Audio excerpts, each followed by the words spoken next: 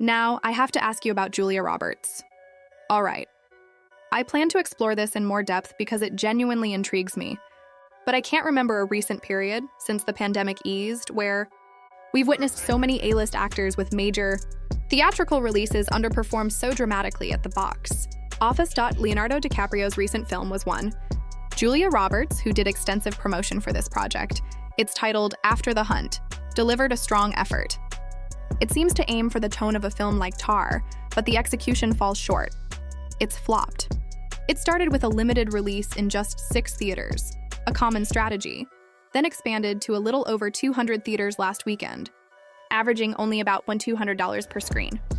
Rob, what does this tell us about Julia Roberts and the current state of the Hollywood star system? A few observations. The idea of the movie star in America isn't what it used to be, and honestly, I think that's a positive shift. The era of earning $20 million per film is ending. We recently saw the Brad Pitt and George Clooney collaboration underperform. Jennifer Lopez's Kiss of the Spider-Woman was a commercial disaster. This is becoming the new normal. Another misstep stars like Julia are making. They forget they're movie stars and try to reinvent themselves as serious actors when that's not their core appeal. You don't cast Julia Roberts for her dramatic range.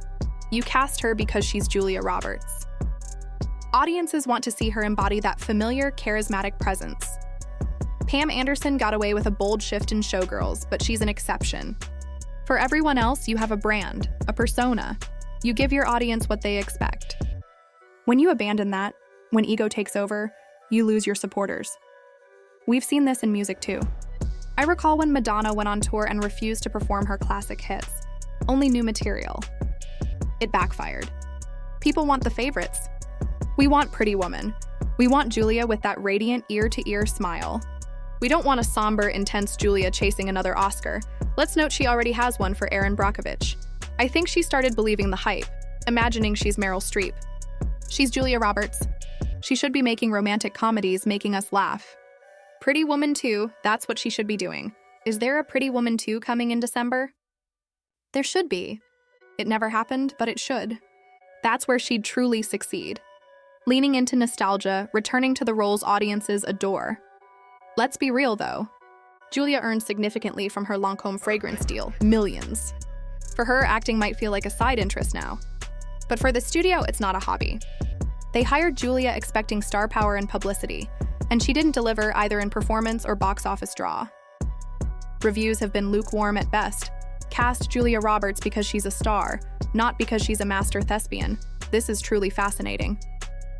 We'll discuss Jared Leto next, but we're seeing what were once considered surefire stars, actors who could guarantee commercial success, if not always critical acclaim, now struggling. Julia's film underperformed, Leo's underperformed, Taylor's is being panned critically. The Rock. Excellent point. His Oscar-targeted film came and went, despite major press coverage. He was even on the cover of the New York Times Magazine. Exactly. It must be shocking for them. I've collaborated with many stars. I represented Jennifer Lopez at one point, and they're often in disbelief that the industry has evolved. Being active on social media feels beneath someone like Julia Roberts. She's trying, but it's not natural. Tom Cruise attempts it too, but you can tell he's not comfortable. They're baffled that influencers like Kim Kardashian and younger digital creators, people we regularly discuss, are now the focus. If you look at magazine covers today, it's not these traditional stars anymore. The industry has evolved, but they haven't. And honestly, with the wealth they've accumulated, it might be time for a graceful exit. Trying to use outdated strategies to navigate this new landscape just won't work anymore. You're absolutely right. The latest cover story of The Hollywood Reporter highlights how the industry is finally recognizing digital creators. Studios now grasp the influence and revenue that influencers and YouTube personalities bring. The old playbook no longer applies. You can't rely on traditional promotional tactics with an A-list star and expect success. Look at Brad Pitt's F1 project, backed by Apple. They invested more than ever, but were still anxious about whether Brad's star power alone could deliver. That's how fractured the old model has become. It's completely broken. There was a time when a simple solution existed. Cast a major star. Even with a weak script or an average film, a big-name actor could at least ensure financial returns, if not critical praise. That's no longer the case. Streaming has transformed everything. I can access high-quality content from home. Why travel across town to watch a Julia Roberts film? I've never considered her an exceptional actress, but she undeniably had star appeal. Times have changed and we've adapted. We're creating podcasts, engaging on social media. It's demanding, no doubt. Appearing on one talk show to promote a film used to be enough.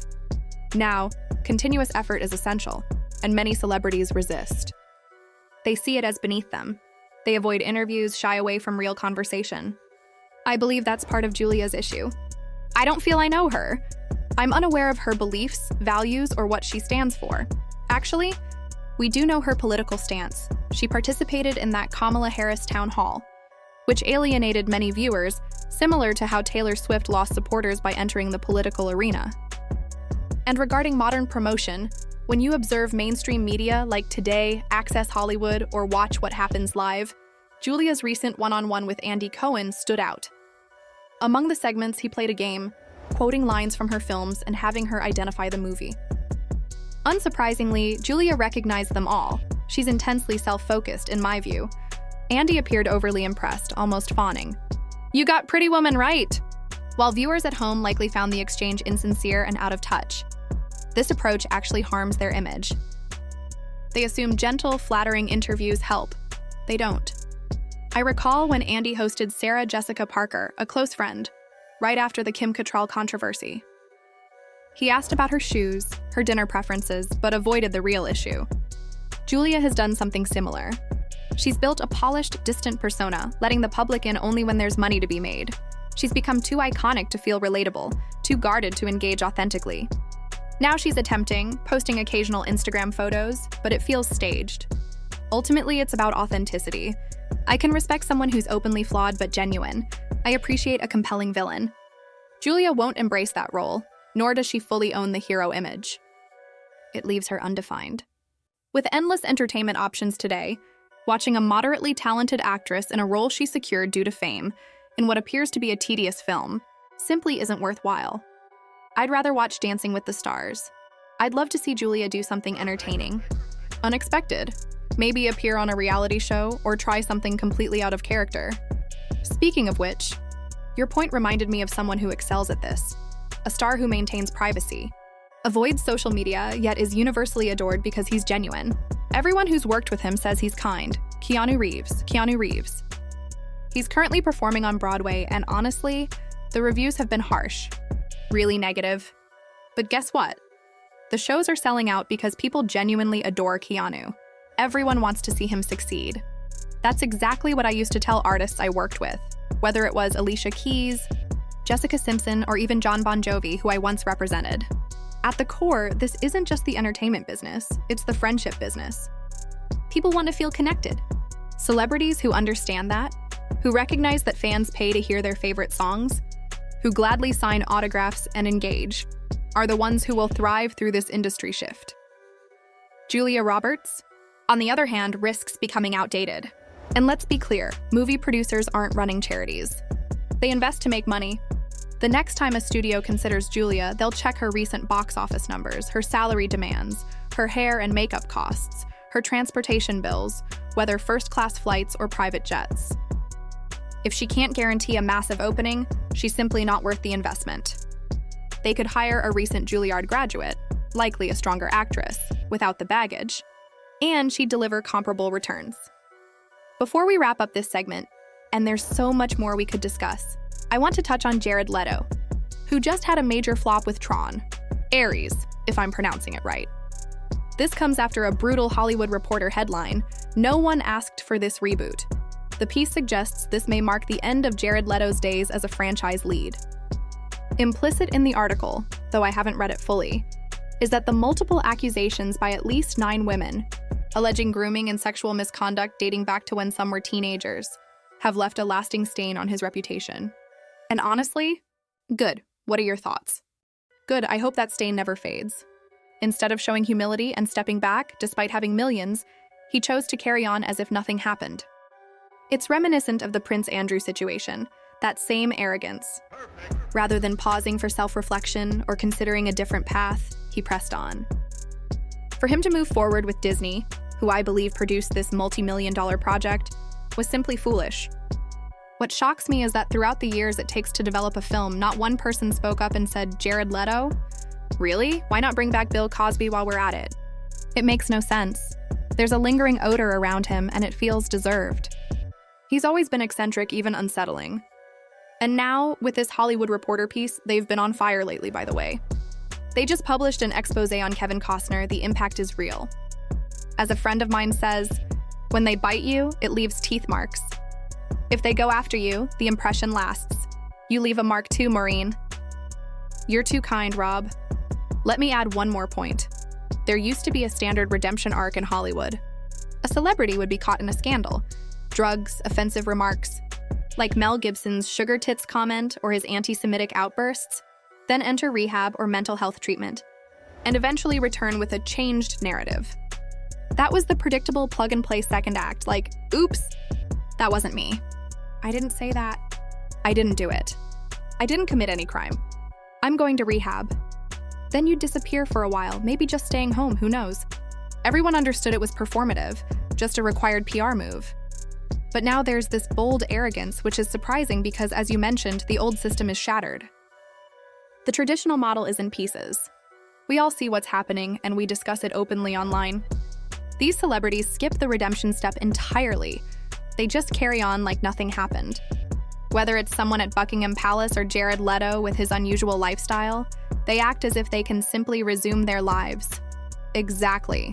After Meghan Markle's Diana tribute video, she immediately shifted to humanitarian work. Right, don't do that. There's no shame in stepping back, but the problem is the public is savvy. We're really perceptive about these things. With so many choices today, we decide where to spend our money. Meghan's ventures are struggling. These films are failing. We don't have to support them. The moment you become too arrogant and lose sight of that, and this applies not only to celebrities but also to business leaders, your career is essentially over. I don't believe there's any recovery for the individuals we've discussed today, and the responsibility lies with them. Plenty of misconduct and poor behavior gets quickly excused in America. As a Brit, I admire that Americans are forgiving, but you have to apologize sincerely. You have to mean it. We need to feel it. And these are supposed to be actors, Maureen. They should at least know how to fake sincerity. I know, right? Maybe that's why Julia's new film is getting such poor reviews. Seamless transition to ad read, Jones Road Beauty has completely transformed everyday makeup routines. Founded by makeup icon Bobbi Brown, their products are lightweight, blend effortlessly, and create a natural look that doesn't scream makeup. The creamy lip. Pencils deliver bold color without being overpowering and stay put all day. Miracle Balm, their hero product, is an all-in-one tint that works as a highlighter, blush, or bronzer, giving your skin a fresh, healthy, radiant glow. What makes Jones Road stand out is its simplicity. High-quality, versatile products made with clean ingredients, no toxins, no unnecessary additives. Plus, it's American-made and named after Jones Road, located near my old stomping grounds in East Hampton.